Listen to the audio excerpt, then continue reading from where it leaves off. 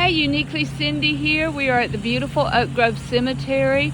The cemetery was founded in 1838 in Brunswick, Georgia, and it is a gorgeous cemetery. It has over 100 Confederate and Union soldiers buried in the cemetery. It is the first public planned cemetery in the city of Brunswick. Also buried in this cemetery is Captain Douglas Riley of the U.S. Army. He's the founder of the Risley Center School here. It was the first African American school founded in Brunswick, and I thought that was very interesting. We're going to go in and look around the cemetery. I don't know how long we're going to be able to be here. It's beginning to drizzle, but it's gorgeous. Brunswick has a lot of historic places to see, and I thoroughly enjoy coming here and looking. Now, if you look on these gates here, every gate in this cemetery going around the perimeter of the cemetery at the iron gates is this light of flame. Now, this is symbolic of the eternal flame. It's not an actual lit flame, but it's symbolic of the eternal flame, which represents God's love in the world and that it should never die. We're going to walk around and look at some of the graves here. Now, right here is a tour map. You can do a self-guided tour. We're going to go ahead and get one. We're probably not going to follow it right now because, like I said, we're on limited time. And oh my goodness, it's wet. Sorry about that on the camera. Well, I'm just going to pull it both out. Okay, I'll put it and let it dry out and we'll look at it later. Now, over here is a chapel, and this little chapel is so cute. Now, if you'll see, there's benches outside the chapel, and it's my understanding that if you use the chapel for the funeral or to view your loved ones, then they would take and extended family and all could sit outside because the chapel is tiny, and they could sit out here while the services were going on. Let's see if we can go in. No, it's locked. Okay, but on the inside, there would be a table sitting in the center, and the coffin would go in the center of the room, and then there's benches all around the room, and the family would sit on the benches circling the coffin during the ceremony, and there's a podium at one end for the minister to officiate the services. Oh, here we have a tiny little cradle grave, and there's a small brick grave beside it. Obviously, both of these are children. Let's see. 1889. Died in 1891, just a baby. And since I can't open the map up because it's wet, I won't be able to find or go straight to Colonel or Captain Risley's grave.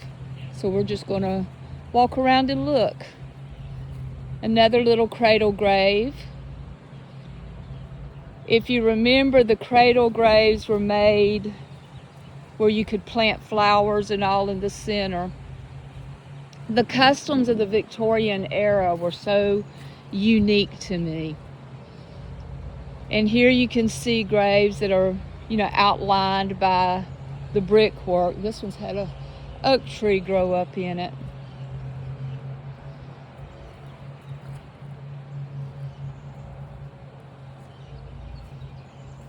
(1867, 1932).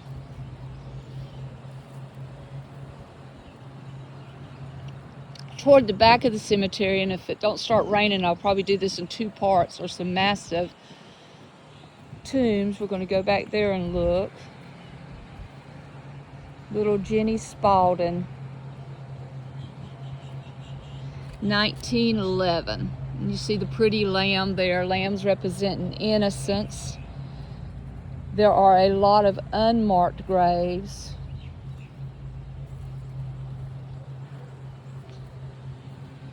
These are unique. These tombstones are made out of concrete, and then they have the brickwork around it. Samuel Peterson, 1871 to 1893. Eugenia Stubbs Harris, 1837 to 1890. And William Hurt Harris, 1835 to 1891, Confederate States of America.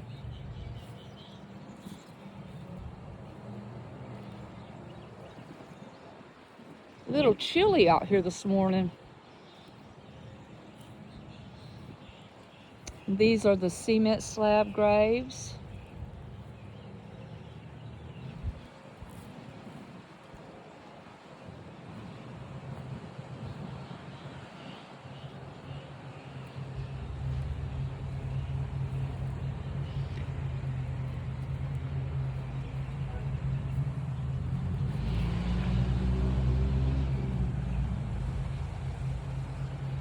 Now the custom, from my understanding, and it's different in different areas of the states that you live in, but the customs of the cement-topped graves like this were in certain eras and in certain customary places to prevent predators from digging up the graves, to prevent grave robbers, and also in some of your low-lying areas it was to prevent the coffins from coming up out of the ground, especially from back in the days before they required vaults. And even today, not all places require vaults.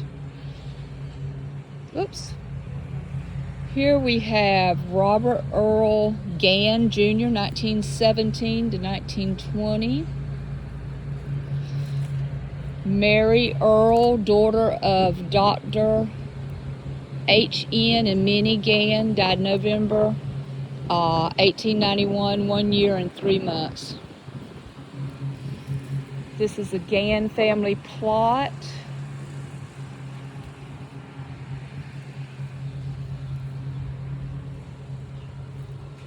This one's marked. Once again, I can't get the map open. This is Douglas. Oh, this is Douglas Risley's grave. This is the founder of the Risley Center High School, or Risley Center Middle School when I was a kid. He was originally from New York, and he was a captain in the U.S. Army, 1838, 1882. And as I said, he was the founder of the first African-American black school here in Brunswick, Georgia. 1861 to 1865. It's a small grave.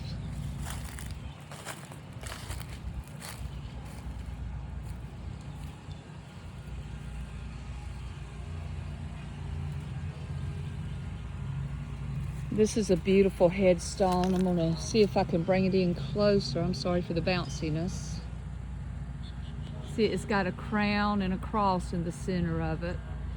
Anne Elizabeth Wright passed away in 1883.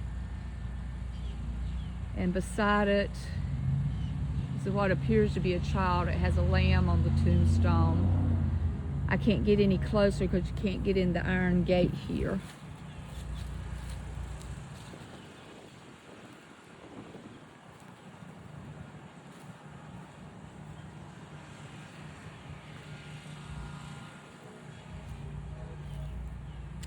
In memory of Cornella, looks like Boone or Bodie, I can't tell. It's Bodie, wife of Thomas Bodie and daughter of Esba of Philadelphia, born in 1847, died of yellow fever in 1876. Faithful unto death, Revelations 11:10. It's a beautiful stone. Let's go over here.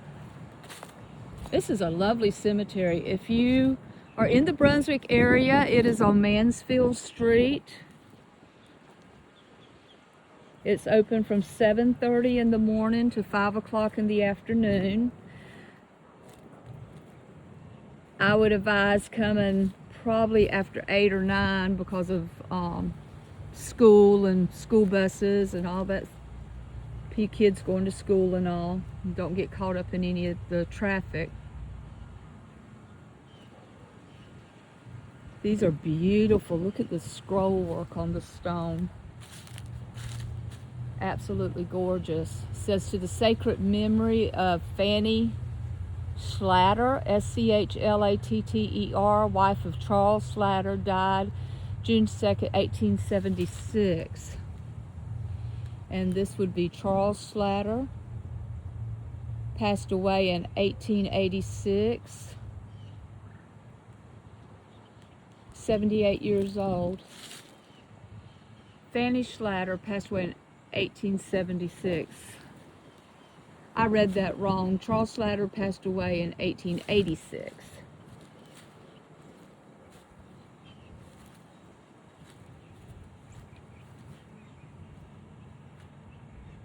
And this was a doctor, Charles Schlatter Jr., born in 1841 and passed away in 1941.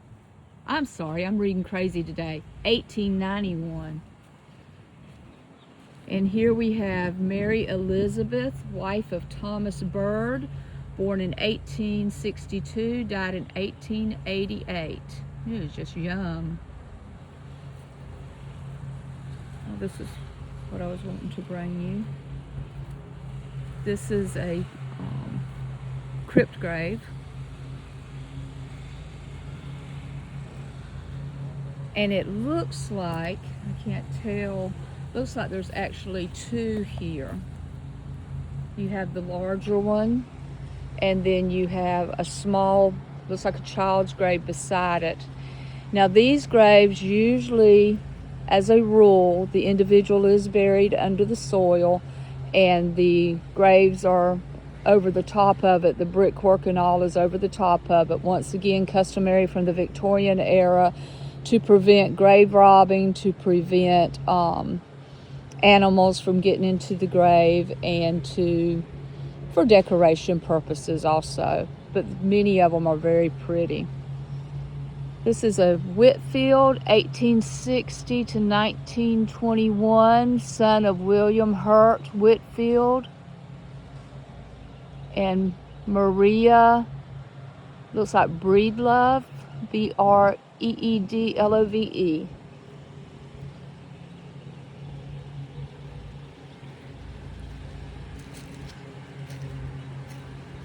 In the background, you may be able to hear the lawnmower. They're out here cleaning the cemetery today, so that will be the little bit of roaring sound that you may hear. And here are some more unmarked graves as far as knowing who they are. Here is another plot where we have a smaller grave, as you can see right here beside it, and then the outline of three graves here.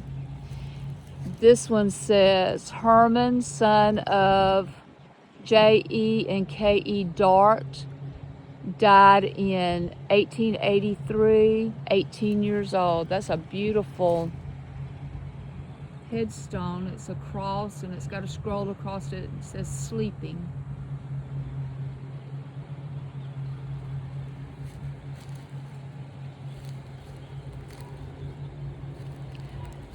Now sometimes when I tell you about some of these graves, for example the cradle graves, or I know in one of my videos I mentioned the African slave graves because of the fact that they had seashells scattered on top of them and all.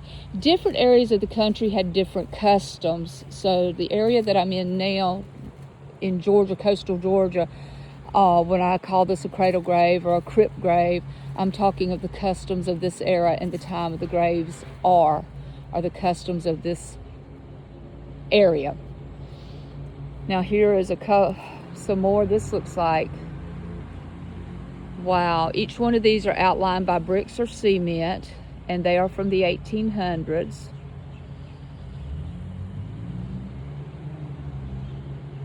Beautiful, beautiful stonework. Beautiful scrolling on them. And the iron gates, during World War II, a lot of the ironwork in a lot of cemeteries was confiscated for the war projects. So I love it when I come back, and I'm just going to make the assumption from the looks of them that this is some of the original ironwork.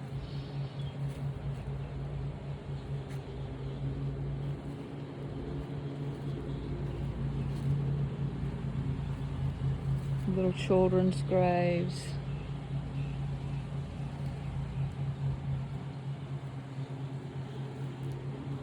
This one is pretty. Look at these. Looks like a frame in the center of the tombstone and the tiny little cross at the top.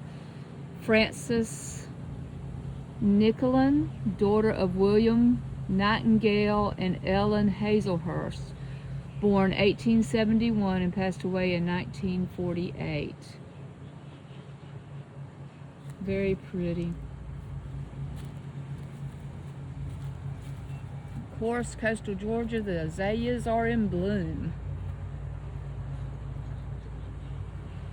The beautiful oak tree, it just goes up and up. I think one of the most beautiful things in coastal Georgia is the oak trees with the Spanish moss.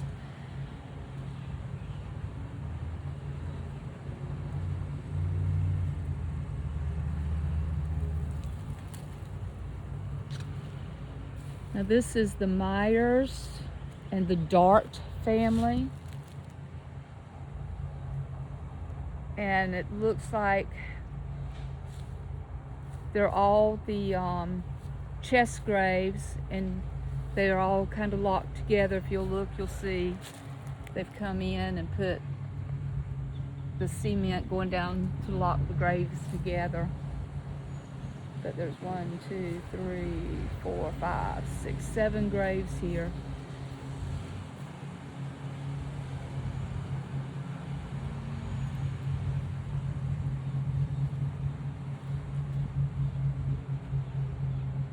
This is Charles Day. Is a noted citizen listed on the roster too. He is number 4. When my maps dry out where I can open them, I'll go over them with you. He was born in 1801 and passed away in 1885. And here we have a brickwork cradle grave.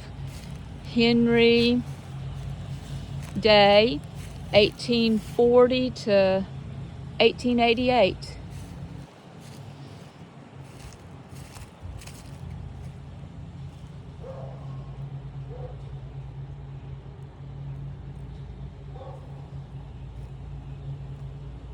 It's a child.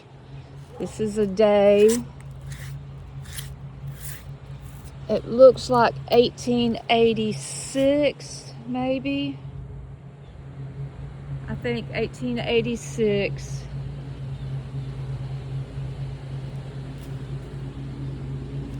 Somebody left a little stuffed animal there for them.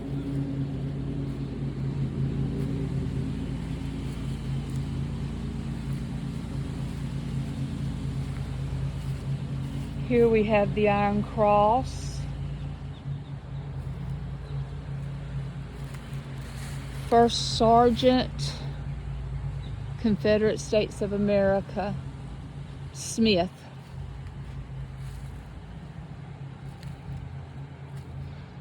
We have a baby cradle grave back here. And I believe, yep, that's a dove. Dove meaning peace and innocence. I can't make out the writing on it.